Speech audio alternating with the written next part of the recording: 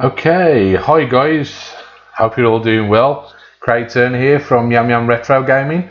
I'm here because I've been nominated by my friend Barry over at the Retro Shed to answer some questions that are apparently doing the rounds amongst some of the retro gamers in our circle. I've seen a few other people doing this, and him and Josh gave their answers in a video that was released earlier today. So it's now time to do my own version of this. And these are 7 questions about the 90s, apparently. So without further ado, let's crack on and see what they've got for me. So question 1. Favourite cartoon owned on DVD/VHS? Now I know the question was originally DVD, but let's be honest, DVD was only a kind of new thing right at the end of the 90s. So cartoons owned, I mean, I was a teenager in the 90s. I mean, I literally turned 10 in 1990, and I was 20 by the turn of the century. So, you know, it's a bit of a span there where I wasn't really watching cartoons much for long. But as far as kid stuff goes, I didn't own anything in that respect. But at the very end of it, I got into South Park. South Park was massive for me. And, of course, at the end of it, I just had to go and get the collections, and I remember having the South Park like collector's editions in full box packs. I think I gave them to my nephew a couple of years ago, actually.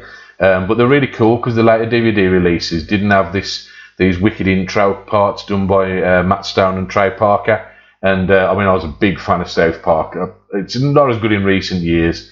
The movie was the peak, and that kind of come in '99. So yeah, that's my favourite cartoon anyway of the era. So question 2: Sega or Nintendo? Well, this is a big one. This is obviously a big one because that was the big console war. The two big playground wars of back in the day would have been Spectrum and Commodore 64. And the second one obviously would have been the Sega versus Nintendo thing, and mainly over here that would have been the Mega Drive versus the Super Nintendo. Well, let's be honest, I love all the consoles, and there's some consoles I go back to again and again, probably more than I should. I tend to find myself going back to Mega Drive games a lot, and that's because the Mega Drive's got a lot of arcade hits you can just pick up and play instantly. But my favourite ever console was the Super Nintendo. It was the only time that Nintendo led their generation technologically, and you know, the Super Nintendo had some of the best games ever, the best RPGs. That's what got me into RPGs. The extra things it could do with the plug-in chips through the cartridges. You know, you had Star Fox, which was superb. The Super FX chip did so much. It enabled Doom to come to the console. You know, it just did so many cool things, and there's so many cool games on there that I can't get away from. And I was always a bigger Mario fan than a Sonic fan, so it's as simple as that, really. I was lucky enough to start with the NES, and my logical progression was to go on to the SNES, and it's the best console ever. So hands down, Nintendo for me.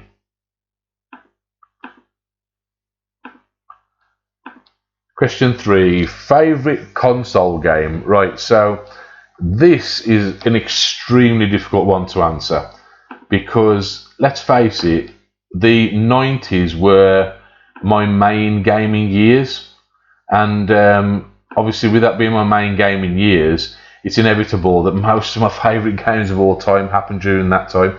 You've got to bear in mind, we went from the 3rd generation in 1990 right up until, you know, we were on the 6th generation by the end of the 90s. You know, a lot happened in the space of 10 years. And we went from 8-bits to 32-bit, superseding the arcades with full polygonal graphics and all kinds of cool stuff going on and beyond. You know, by the time the Dreamcast and the PlayStation 2 arrived, they were overtaking, you know, long overtaking the arcades. So to call my favourite console game, there were so many generation-defining ones. I'm going to break down a few here, and I'm going to have to try and pick a couple out of them, but there's just too many. So, I mean, going back the furthest, I mean, Mario 3 came out, in the UK at least, in 1990, and I had that and I was made up. That was one of my favourite games of all time. Still one of the best. Mario World, naturally, you know, when the SNES came out in 1992, it was like I was sold just seeing the demo of that in store windows. But at the same time, I couldn't ignore what was going on with Sega, and I love things like Street of Rage, Golden Axe, Alien Storm. I love Altered Beast for all as much people talk about its foibles and things like that. And you know, it had all the Sonic games and stuff as well. But then you've got things like Street Fighter 2 Turbo now. Fighting games, you know, you can always go back to. And Street Fighter 2 Turbo, the original was great and it was released for the SNES, and I think it sold a lot of SNESes to a lot of people, having a 6-button pad straight out the box and everything. But yeah, I mean, Street Fighter 2 Turbo, when that came out, that was the pack I had for my SNES, and since the SNES is my favourite console ever, you can understand why that one ranks so highly. Street Fighter 2 I can go back to any time. It's the only fighting game I've gone in and kind of learned all the characters, you know what I mean? It's just such a perfect game.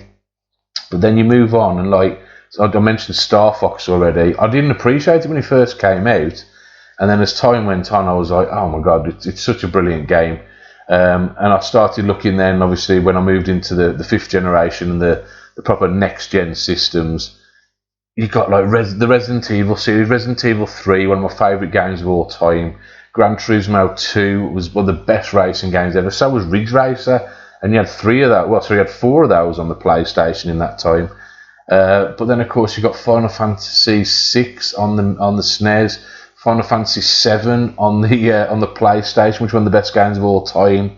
It's a really hard toss up between all of these games. I mean, there's some I've mentioned, like Link to the Past and Link's Awakening, and you know, there's just too many to choose from. It's a hard call. If I'm going to have to say one that I could probably play forever, it's probably going to have to be Street Fighter 2 Turbo. Even though I love Killer Instinct, we're talking about console games here, and Killer Instinct was only super special in the arcades. So it's going to have to be Street Fighter 2 Turbo, I think, for me, on the SNES. Got to be one of the best games, purely because of its cultural impact and the fact it still stands up today. Anybody can go back to it and play it anytime. Question 4. Favourite comic of the 90s? These questions are annoying me a little bit, because something about them, the fact that we're talking about being cartoons out on DVD, not something we did. Talking about DVD, the end of the century there, and talking about owning comics, it's not something British kids did. If you did things like that in the 90s, you were considered nerdy. It was what I suppose what some of the outsider emo type kids, the goth kids, would have done. The nerds might have done, who were into like their Warhammer and things like that. It's just not something we did. But there is one comic that comes to mind, and I suppose I have to mention it because I still read it today, and it's Viz. In the 90s, but it was actually the very end of the 80s. I was still a kid then. My eldest sister's boyfriend used to buy Viz, and I got a hold of them and I started reading them, and 50% of the humour I could already understand, even at 10 years old. And I started to kind of read the back issues and that, and I started picking up the annuals early on. I got every single annual up to date, and I started just buying it off the shelf a bit later on, and then I've had the annual for Christmas every year since about 1992, and that's 28 years worth of annuals. So favourite 90s comic, it's an easy one for me. I was never into the full, you know, the Marvel, the DC stuff, just not my thing. I think it was more of an American thing, to be honest. Question 5. Right, favourite wrestler. Again, this is something, wrestling wasn't necessarily a massive thing for British people. I wouldn't, not as big as it was for the Americans, and it's definitely something that's become more of a cult interest for millennials growing up than it was for us. We certainly watched it, but it was during the slightly cheesier era. But with the more memorable wrestlers, they all had proper identities. I mean, yeah, they were big, like, sweaty blokes in spandex, but I think towards the end of the 90s, when it entered what they call the Attitude Era, it just started to be a bunch of big, burly, shaved blokes in leathers, which I thought there was always some kind of homoerotic undertones to that. So I never really got into that later, you know, that late 90s wrestling. But early on, when like my mates had Sky and things like that, we used to watch the WrestleManias. I remember watching WrestleMania 5 and 6 on pay-per-view. and he had like the first Royal Rumble and things like that, the Battle Royale and whatever else they had going on. And I loved watching it back then. And we're talking like you had Hulk Hogan, you had Warrior, Jake the Snake, Mr. Perfect. Ironically, all the people who go in the only good and best wrestling game ever, which is WWF WrestleFest. All the characters from that are from the era that I remember well, and I did used to watch it kind of regular then. I mean, of all of them, probably the two that stand out the most for me were Hulk Hogan, because he's a legend, obviously. He's been going so many years. He's about 100 years old now, I think. And the British Bulldog, because he was like the only English wrestler we had in there. And for a time, he was really played up in the WWF, and he was really cool. And that was before they started deciding they wanted to change the name to Entertainment, and where it became more about acting than actually physical feats. So yeah, Hulk Hogan and the British Bulldog, probably the two that stand out the most for me. Question 6, favourite song or music video from the 90s? Right, that covers a lot as well. You've got to bear in mind, right, some decades had like a theme or like, you know, a style of music that stuck.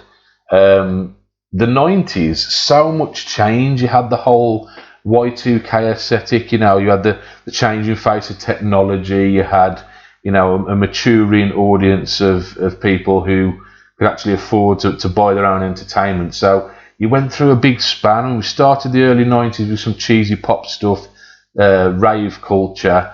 Then it went through, you know, we had Britpop in the mid 90s. Then we moved on to dance and trance and garage music, and then, you know, hip hop at the very start of the decade and at the end. So it's a hard one to call, this one, because I wasn't that much into my music as a teenager, and yet there's still some that stick out pretty well. And during my clubbing days, you know, the back end of the 90s, I mean, I was fucking every weekend I was in the club. We were raving till 4 or 5 in the morning every weekend without fail.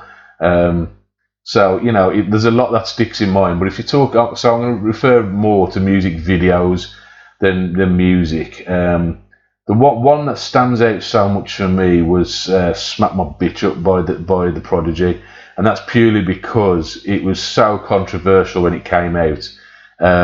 It's still one of those videos that rarely get to play now, and even when you do see it shown like on YouTube or anywhere like that, it's generally heavily censored still, because of the topics in there. You got violence towards women, you got drinking, you got puking, you got drug taking, you got nudity and everything in there. So it was just so next level stuff. But then you've got other ones, you know, that defined a culture, like "Smells Like Teen Spirit" from Nirvana, "Unfinished Sympathy" from Massive Attack. I loved like the hip hop, as hip hop started to evolve and into the kind of the bling, you know, the rich rappers era. We had "What's It Gonna Be" by Busta Rhymes. Fucking love that video. It was a brilliant track as well. And then of course into my raving days, there was 9 PM by ATB as a track. I mean, that was at the peak of, like, you know, the clubbing days for me. But of all the videos, I suppose, that made the most impact, we've got to talk about Aphex Twin, "Come to Daddy." That video just smacks of my experiences growing up in the inner city. It's like it was that whole kind of urban decay, you know, slightly trippy, you know, psychotic, strange, you know, weird imagery, stuff and nightmares. That really did fucking break the ground, man, and that track is the one that sticks most in my mind. Last question anyway. Favourite live action TV show? Again, a difficult one. I watch a lot of TV. I still watch a lot of TV, and I'm a massive movie buff. When it came to TV itself, though, there weren't many shows I stuck with for too long, but there's two that, again, kind of show a big difference between how I started the 90s and how I ended the 90s, even though they kind of cross over. But the first one is Nightmare. Even though it's a kids' TV show and it technically started in the 80s, it carried on into the 90s, and I applied to go on it, and we never got on. I'm still pissed about that. I would have loved to have gone on that back in the day, and I'd still love to, you know, to do something like that. It'd be fucking awesome. It's a shame they can't bring it back in some fashion. I think it'd be doable. But nobody's tried to pick it up ever since. Well, I guess kids are more into watching people play fucking games and act like clowns on YouTube than anything else these days. So that probably won't never happen. And of course, it crosses over with the start of the other one I'm going to mention.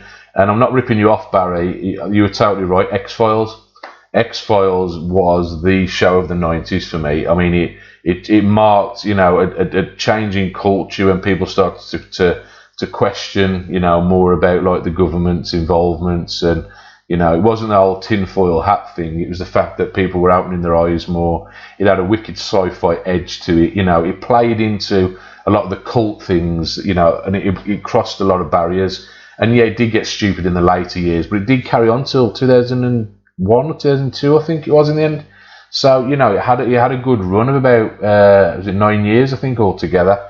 But the first 3-4 series, 5 even, were superb, and it's still a show I can watch any day. I'll throw an episode on any day of the week, and I'll watch that till the cows come home, because it's a fucking brilliant show. Always was, and it always will be. So yeah, X-Files definitely reigns supreme there.